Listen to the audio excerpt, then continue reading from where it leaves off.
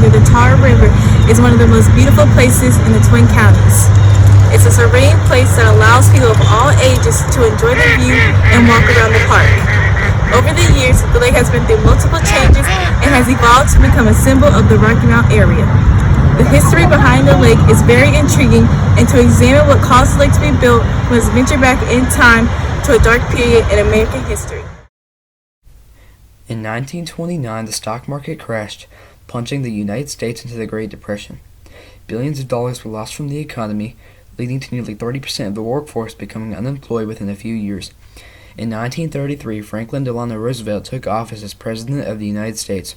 His administration was responsible for the New Deal, a series of reform, relief, and recovery measures to help cope with the worst effects of the Great Depression. As a part of the New Deal, FDR created the Works Progress Administration, or WPA, to improve public infrastructure and provide jobs to the millions of unemployed Americans all over the country. Some of the projects done by the WPA included new schools, hospitals, parks, airfields, storm drains, and sewage lines, in addition to repairing roads and planting millions of trees across the nation. The WPA's projects helped inspire the people of the U.S. and give hope during the darkest days of the Great Depression. In 1937, the Rocky Mount City Lake was constructed as a WPA project. At the time, it was built as a dual-purpose project of providing jobs to local citizens who were unemployed and to also provide an emergency reservoir for the city. Workers dug out the lake by hand on the 19-acre property that was swampland before the lake was built. The lake itself is 11 acres in size and cost about $40,000 to build in the 1930s, or about $800,000 in today's dollar value due to inflation. In the 1940s, the lake was suffering problems from the overgrowth of algae, so copper sulfate was dumped into the lake to control the problem. However, due to poor distribution, it resulted in the deaths of thousands of fish. Fish were found floating all across the surface of the lake. The dead fish were carried away in truckloads to be buried. Although it would seem that this would be devastating to the ecosystem of the lake was heavily overstocked prior to the copper sulfate, leading to little damage to the ecosystem.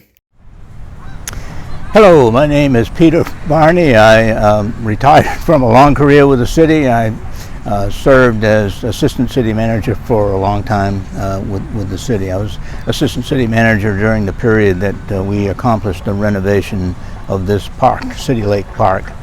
What we tried to accomplish with this park was to upgrade the facility. What we had here before was just a pier, a homemade pier that projected out into the water. There was an island here with some kind of a fir tree on it, and the park sloped down to the water so that you could easily slide into the water if you were a little kid, fall into the water pretty easily. And so what we conceived was a plan that would provide for a walkway, a sidewalk that covered the entire perimeter of the lake. We had planned to build a bulkhead around the lake so that there'd be definition between the water, a clear line of definition between the water line and the shoreline. We provided this bridge with another island with a gazebo on it, and as a place for people to gather and to picnic. A lot of people have had wedding ceremonies and events out here in the park focused on the gazebo. And we also built some fishing piers. You can see the fishing piers at different locations around.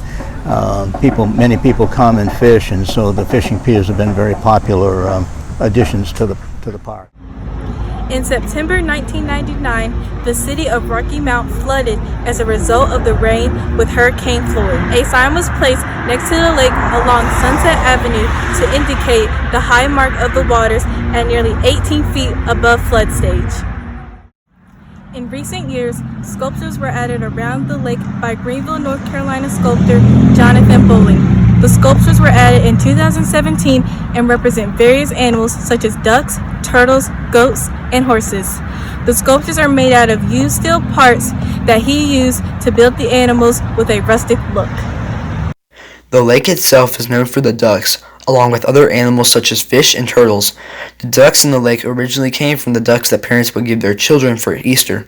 When the ducks grew to be too big, they were taken to City Lake to live free. Feeding the ducks is a very popular activity for families with children, though it has been discouraged in recent years because too much brood can harm the ducks. The lake is also stocked with fish by the North Carolina Wildlife Commission for local fishermen. When the lake was first built in the 1930s, fishing was not allowed because fishermen ruined the shrubbery around the lake, and they were scared that too much fish would be taken from the lake. However, by the end of the 1940s, the city came to compromise with its citizens, and fishing has been allowed at the lake ever since. Today, Rocky Mount City Lake is a place for families and friends to come together to enjoy nature and the outdoors. It is a place for relaxation and reflection, exercise and enjoyment, adventure, and appreciation for the world that we have been given. Whether people want to walk or run or the path, relax in the shade of the trees that surround the lake, go fishing, feed the ducks, or just watch the fountain from the wooden pier, City Lake has an activity for everyone to enjoy.